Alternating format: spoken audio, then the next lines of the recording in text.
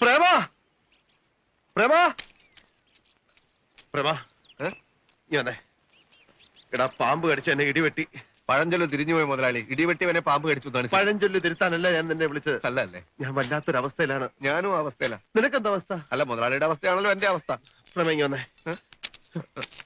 എന്താ?